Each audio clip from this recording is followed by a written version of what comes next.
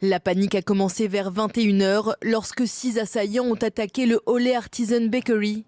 Ce restaurant fréquenté par des diplomates et des expatriés.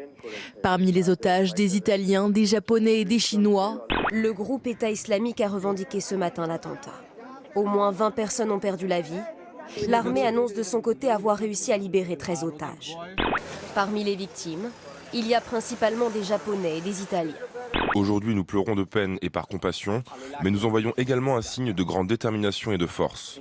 L'Italie ne reculera pas devant la folie de ceux qui veulent détruire la vie. Les Italiens sont blessés, mais pas à genoux.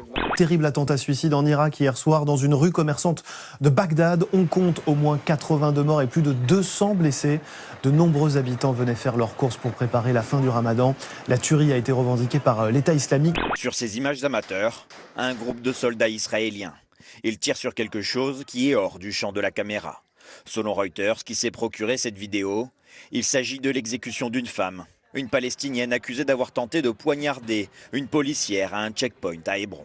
Un peu plus tard dans la journée, c'est un homme, un Israélien, qui meurt par balle. Parcours réduit de moitié, effectif des forces de l'ordre multiplié par 3.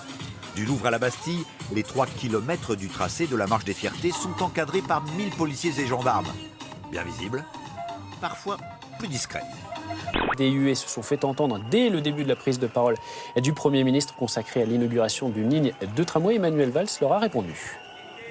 L'attitude de certains, c'est pas contre moi que vous sifflez contre cette belle inauguration, celle du tramway et de cette nouvelle ligne pour Montpellier. La disparition d'une grande figure de la gauche française. On a appris il y a quelques minutes la mort de Michel Rocard. L'ancien Premier ministre avait 85 ans. La démocratie, c'est le respect, c'est l'écoute de chacun.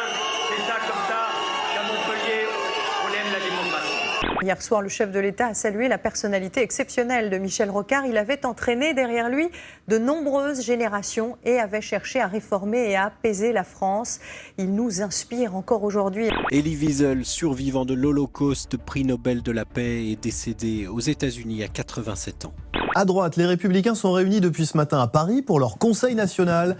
1 millier de cadres doivent valider les idées et le programme de 2017.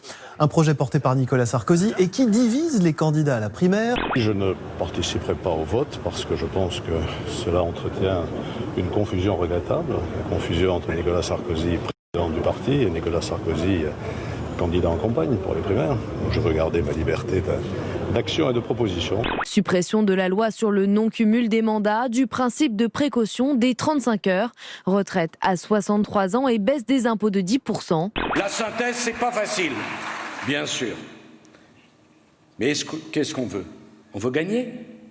On veut rassembler? On veut être cohérent?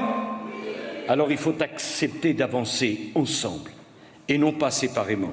Chacun de son côté. Je trouve paradoxal de voter sur un texte unique à 3 mois d'un débat qui doit départager des grandes options politiques. C'est plus facile d'être sur le trottoir et de parler à quelques journalistes. C'est moins facile d'être au milieu des siens, dans la famille politique qui est la nôtre, pour porter ses idées. Je ne sais pas quoi faire de mes mains maintenant.